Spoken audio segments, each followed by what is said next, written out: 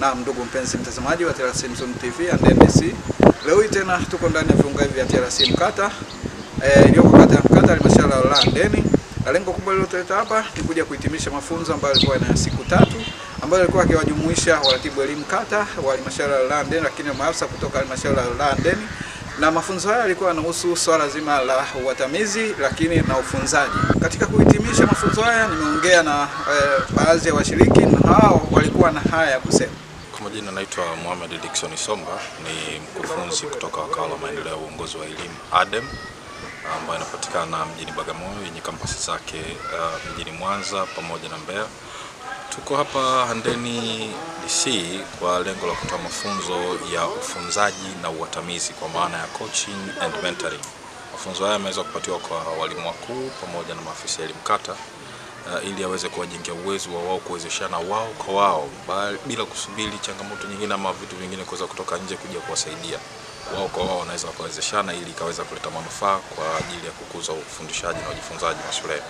Kwa hiyo tumeweza kuwezesha katika maeneo mbalimbali juu ya dhana nzima ya ufunzaji, namna gani wanaweza kufanya ufunzaji, lakini pia ni wakaandaa mpango ambao utawasaidia katika kuongoza katika kufanya ufunzaji huu.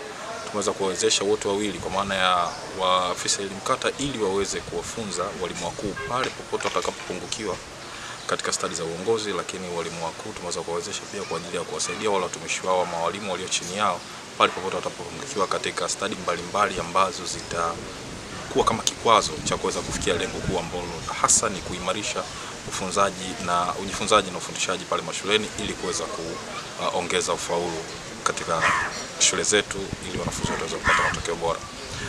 Na baada ya mafunzo haya tunatarajia sasa walimu wapo mashuleni wawe wana mbinu mahiri, wawe wana stadi na ujuzi wa kutosha katika mambo mbalimbali ambayo watakuwa wanayafanya katika taasisi ambazo wanazitumikia. Lakini pia mwisho wa siku ile output ama outcome tunayotarajia kutoka kwa wanafunzi wetu, kwa maana ile product tunayoizalisha iweze kuwa ni bora, wawe na ufaulu bora, lakini waweze kuzitumia stadi mbalimbali ambazo zinawezesha na walimu wao waweze kusaidia.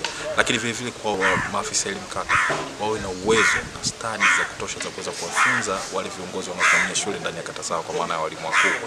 Popote pale watakapokwama waweze kuwezeshana wao kwa wao, popote pale watakapohitaji waweze kubadilishana uzoefu, kubadilishana stadi mbalimbali, rasilimali waweze kushirikishana ili mwisho wa siku kile tunachotarajia kiweze kutokea kwa pamoja. Kwa mafunzo haya yalikuwa ni ufunzaji ambao yamejumuisha zile jumuiya zetu za kujifunza ambazo tumezianzisha ndani ya wilaya Handeni, ambazo zimewakutanisha maafisa elimu kata pamoja na walimu wakuu wa shule zilizopo chini ya Handeni DC.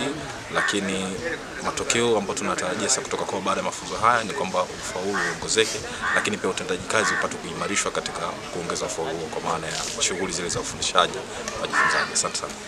Mimi kwa jina naitwa Mwalimu William Vincent Muhando, ambaye ni afisa elimu kata ya Kaduna. Tunahudhuria mafunzo haya siku 3 hapa TRC Malango yenye lengo la kutuwezesha sisi juu ya uatamizi na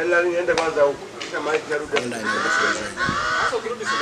Semina imekuwa siku 3, imekuwa bora. Mwezeshaji ametuelewesha vizuri, kushirikisha na tumeelewa sana.